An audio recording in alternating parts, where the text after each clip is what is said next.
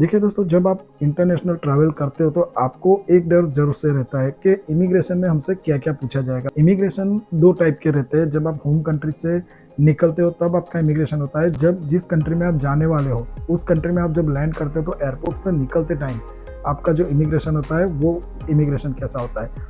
तो दोनों जगह पे आपको काफ़ी सारे सिचुएशन का सामना करना पड़ता है। तो वो क्वेश्चन कौन से है और उसके आंसर आपको कैसे करने हैं और डिपोर्टेशन से कैसे बचना है, उस टॉपिक पे इस वीडियो में पूरी तरह से मैं आपको गाइड करने वाला हूँ। इस वीडियो में पूरी इन्फॉर्मेशन देने वाला हूँ। तो वीडियो को एंड तक ज़रूर से देखना अगर आप इंटरनेशनल ट्रैवल करने जा रहे हो। और जब आप यूएस से शेंगन या यूके, ऑस्ट्रेलिया, न्यूजीलैंड किसी बड़ी कंट्री में जब ट्रैवल करते हो तो ये जो फैक्टर है वो बहुत मायने करता है आपके लिए। तो वीडियो को एंड तक ज़रूर से देखना। आधी अधूरी इन्फॉर्मेशन छोड़ के चले जाओगे, इन्फॉर्मेशन आप पूरी कैरी नहीं कर पाओगे आपके लिए और आपको कहीं ना कहीं इमिग्रेशन क्लियर करने में डाउट हो सकता है। स्वागत करता हूँ आप सबका मेरी YouTube channel world travel Hindi पे। मेरा नाम है प्रतीक और आए दिन मैं इंटरनेशनल ट्रैवल करता रहता हूँ, जिसका साथ में अपने खुद का भी एक्सपीरियंस आपके साथ शेयर करने वाला हूँ इस वीडियो में। तो वीडियो का मेन टॉपिक है कि आप इमिग्रेशन इंटरनेशनल ट्रैवल के लिए कैसे क्लियर कर सकते हो। तो जब आप एयरपोर्ट पे जाते हो इंटरनेशनल ट्रैवल के लिए तो अपनी होम कंट्री का जो पहला इमिग्रेशन रहता है उसमें आपको सबसे पहले यही पूछा जाता है। जब आप इमिग्रेशन ऑफिसर के सामने जाओगे तो आपको आपका बोर्डिंग पास और आपका पासपोर्ट उनको देना रहेगा और उस वक्त आपके पास आपके हाथ में वो डॉक्यूमेंट होने चाहिए जो आपके ट्रैवल के रिगार्डिंग हो। मतलब कि आपका होटल बुकिंग, आपका ट्रैवल इंश्योरेंस, आपकी एयर टिकट, आपका पासपोर्ट डॉक्यूमेंट आपके हाथ में होने चाहिए। इसके अलावा जब आप इमिग्रेशन ऑफिसर को आपका पासपोर्ट और बोर्डिंग पास देते हो तो उनको पता चल जाता है कि आप कहाँ पे जा रहे हो और किस फ्लाइट में जा रहे हो और आपका एयरपोर्ट कौन सा है। लेकिन फिर भी वो लोग का पहला क्वेश्चन यही रहेगा कि आप कहाँ पे जा रहे हो। तो आप जिस कंट्री में जा रहे हो तो उस कंट्री का नाम, जिस कंट्री में मतलब जिस सिटी में आपका एयरपोर्ट है उस सिटी का नाम और एयरपोर्ट का नाम, ये तीनों चीज़ें आपको पहले से मालूम होनी चाहिए दोस्तों। तो ये 3 चीज़ पहला ही क्वेश्चन का आंसर है। मतलब आप यूएस से जा रहे हो तो यूएस से बता सकते हो, साथ में आप जिस कंट्री में मतलब जिस सिटी में जा रहे हो, न्यूयॉर्क जा रहे हो, कैलिफोर्निया जा रहे हो या जिस सिटी में जा रहे हो तो उस सिटी का नाम आपको पता होना चाहिए और साथ में आपका एयरपोर्ट का नाम आपको पता होना चाहिए। तो ये हो गया पहला क्वेश्चन। दूसरे क्वेश्चन में आपसे पूछा जाएगा कि आप क्यों जा रहे हो। तो आपका ट्रैवलिंग का पर्पस, मतलब आप टूरिज्म के लिए जा रहे हो, आप अपने फैमिली मेम्बर्स के मिलने के लिए जा रहे हो या किसी इवेंट को अटेंड करने के लिए जा रहे हो या आप बिजनेस ट्रिप के लिए जा रहे हो, तो वो भी आपको वहाँ पे बता देना पड़ेगा। जितने हो सके आंसर आपको शॉर्ट में देने हैं। अगर जितने लंबे आंसर आप करोगे आपको क्वेश्चन का सामना उतना ही ज़्यादा करना पड़ेगा। लॉन्ग आंसर करोगे उतने क्वेश्चन आपके लिए बढ़ते जाएंगे। तो हो सके जब तक आप शॉर्ट में ही आंसर उनको करें, हाँ या ना में ही जितने आंसर कर सकते हो उतने आंसर आप हाँ या ना में ही करें। तीसरा क्वेश्चन आएगा कि आप जो ट्रैवल करने वाले हो जिस कंट्री में, वहाँ पे जाके आप क्या करोगे। तो आपको वहाँ पे बताना है कि आप अगर टूरिज्म के लिए जा रहे हो तो आप उस सिटी को अगर एक्सप्लोर करने जा रहे हो तो आपके जो टूरिस्ट डेस्टिनेशन है उसके बारे में बताना है। मतलब आप शॉर्ट में बताओगे कि आप हमें जो टूरिस्ट अट्रैक्शन है वो देखने जाना है या तो हम टूरिज्म पर्पज़ के लिए जा रहे हैं तो उसके बारे में आपको बताना है। उसके बाद का जो क्वेश्चन रहेगा वो ये रहेगा कि आपका कोई रिलेटिव वहाँ पे है। तो अगर आपने आपके वीज़ा एप्लीकेशन फॉर्म में ये बताया कि आपका उस कंट्री में कोई रिलेटिव है तो आपको यहाँ पे यस ही करना है। अगर आपने वहाँ पे नो बताया कि आपका कोई रिलेटिव, कोई फ्रेंड्स या कुछ भी वहाँ पे नहीं रहता है तो वहाँ पे आपको इमिग्रेशन में आपको नो ही बताना है कि भाई हमारा कोई जानना पहचानने वाला वहाँ पे नहीं है।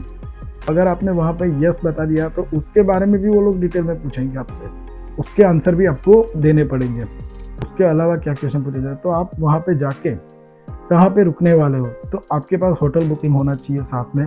तो आप वहाँ पे बता सकते हैं भाई हम होटल में रुकने वाले, ये हमारा होटल बुकिंग है। अब एक बात बता रहा हूँ कि जितने भी डॉक्यूमेंट आप ले जाओ अपने मोबाइल में मत रखना। उसकी पीडीएफ मतलब कुछ भी पीडीएफ फॉर्मेट में नहीं होना चाहिए। आपके पास फिजिकल डॉक्यूमेंट आपके पास होने चाहिए।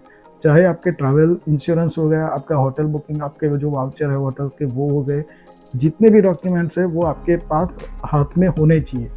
उसको मोबाइल में उनको शो नहीं करना है। अगर तो जितने भी डॉक्यूमेंट है आपके पास फिजिकल होने चाहिए। अब बात करते हैं कि आपने पोलाइटली आंसर किए तो इमिग्रेशन ऑफिसर आपको कुछ ज़्यादा क्वेश्चन नहीं पूछते हमारी कंट्री में, होम कंट्री में वो लोग आपको आगे बोर्डिंग करने देंगे। तो यहाँ से तो आपका इमिग्रेशन क्लियर हो चुका है।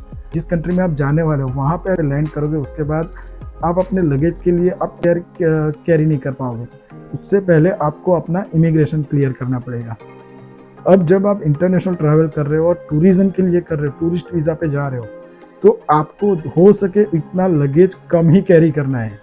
मतलब आपका जितने दिन का ट्रैवल है, मतलब आप सिंगल हो, आप फैमिली के साथ जा रहे हो, अपनी वाइफ के साथ, आप अपने फ्रेंड्स के साथ जा रहे हो, तो उस सिनेरियो में आपके पास उतना ही लगेज होना चाहिए जितना आप उतने दिन, जितने दिन रुकने वाले बता रहे हो, उतने दिन का कैरी होना चाहिए। ना ही उनके साथ अपने साथ कोई मसाले या कोई बर्तन या ऐसे ही कुछ ले मत जाना। अगर ले जाओगे तो वो लोग क्वेरी कर सकते हैं कि आपके पास इतना लगेज क्यों है। तो इन चीज़ों से आपको बचना है जब आप टूरिस्ट वीज़ा पे जाते हो।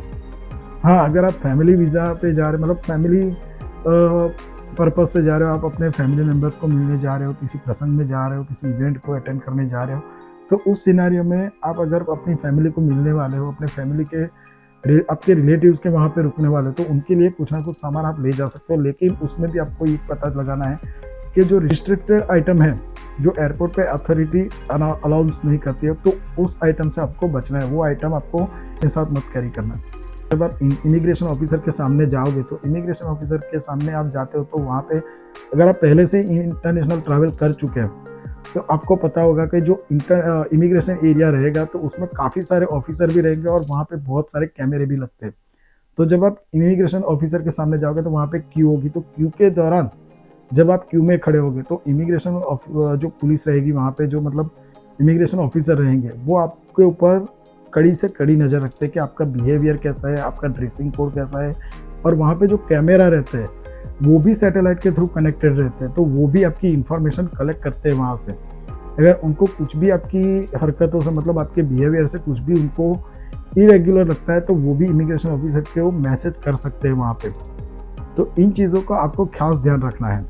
तो वहाँ पे अपना बिहेवियर है वो बहुत ही जेन्युइन रखना है। साथ में जब आप इमिग्रेशन ऑफिसर के सामने जाओ, तो पोलाइटली आपको उनको संबोधित करना है। मतलब आप वहाँ पे मॉर्निंग टाइम पे पहुँचे तो गुड मॉर्निंग करना है, या आफ्टरनून पे पहुँचे तो आफ्टरनून करना है, या इवनिंग में पहुँचे तो उसी तरह से आपको उनको हाय हेलो करके उनको अभिवादन करना है। साथ में उनके साथ फर्स्ट में आपको आपका पासपोर्ट और आपका बोर्डिंग पास उनके सामने रख देना है।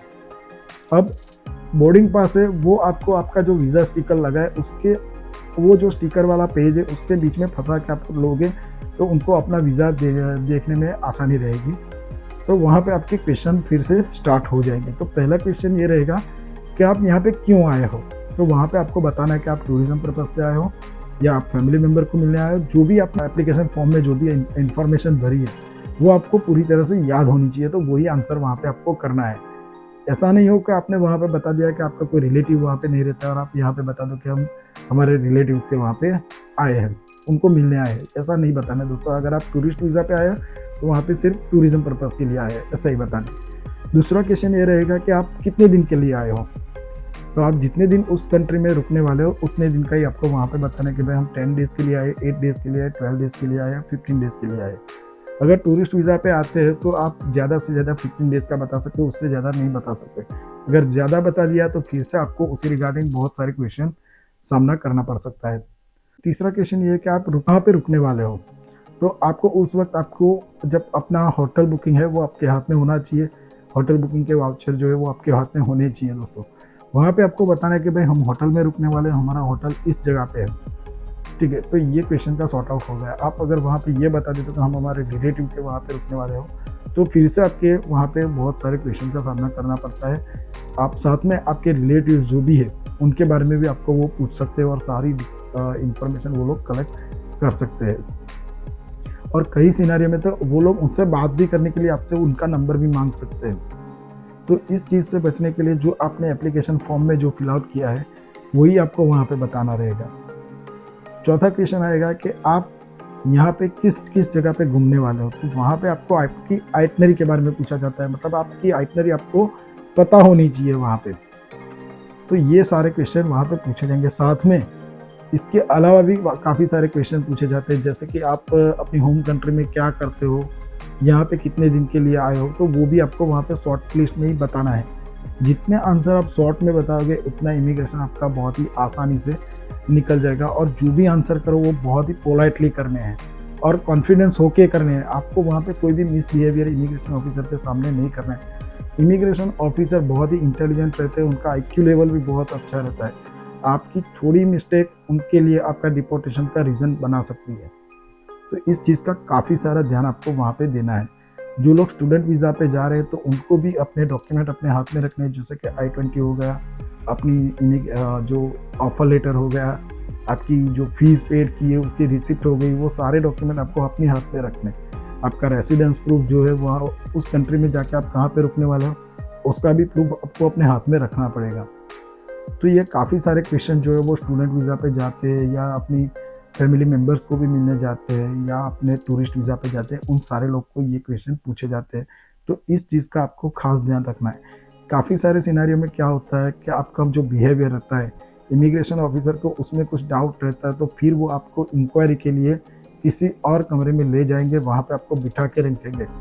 वो ऐसा नहीं कि वहाँ पे ले जाके सीधे आपके इंक्वायरी चालू कर देंगे। वो लोग आपको चाहे वहाँ पे 1 घंटा भी बिठा सकते हैं, 2 घंटे भी बिठा सकते हैं या 10 घंटे भी बिठा सकते हैं और आपसे कुछ भी क्वेश्चन नहीं करेंगे। वो लोग कैमरे के थ्रू आपका बिहेवियर वहाँ पे नोटिस करेंगे और उनको वहाँ पे लगा कि आपने कुछ मिसबिहेवियर वहाँ पे कर दिया, कुछ भी ऐसा कर दिया जो उनको डाउट लगता है, फिर आपकी इंक्वायरी शुरू होगी। वो चाहे 1 दिन चले, 2 दिन चले और 8-10 दिन भी चल सकती है। मैंने काफ़ी सारे लोगों को यहाँ पे देखा है जिसकी इंक्वायरी 8-8, 10-10 दिन भी चली है, उनको एयरपोर्ट पे रोक के रखा रहता है और हालाँकि उस टाइम पे उनको खाना-पीना वो लोग देते हैं, लेकिन काफ़ी सारे लोगों को वहाँ पे से डिपोर्ट भी किया जाता है और काफ़ी सारे लोगों को एंट्री भी दे सकते हैं।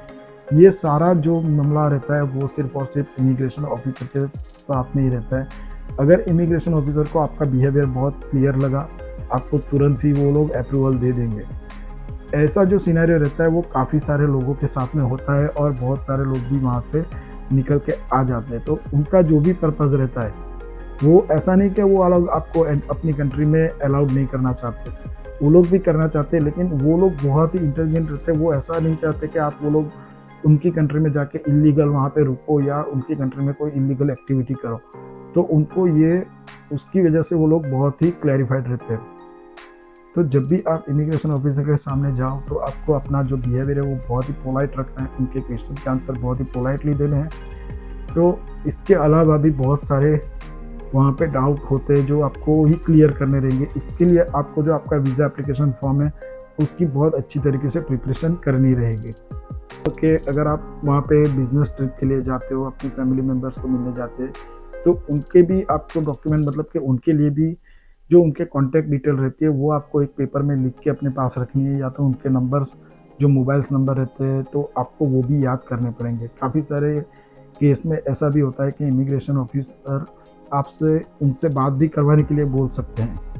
तो अगर आप फैमिली मेम्बर के लिए मिलने जाते हो तो आपको उनका नंबर याद होना चाहिए, उनका एड्रेस याद होना चाहिए, वो वहाँ पे कितने दिन से है, कितने सालों से वहाँ पे है उस कंट्री में, वो भी आपको याद होना चाहिए। लास्ट वो उस कंट्री से अपनी होम कंट्री में कब आए थे वो भी याद होने चाहिए। ये सारी डिटेल आपको उनसे ले लेनी है अगर आप फैमिली वीज़ा पे जा रहे हो या मतलब किसी फैमिली मेम्बर्स को मिलने जा रहे हो।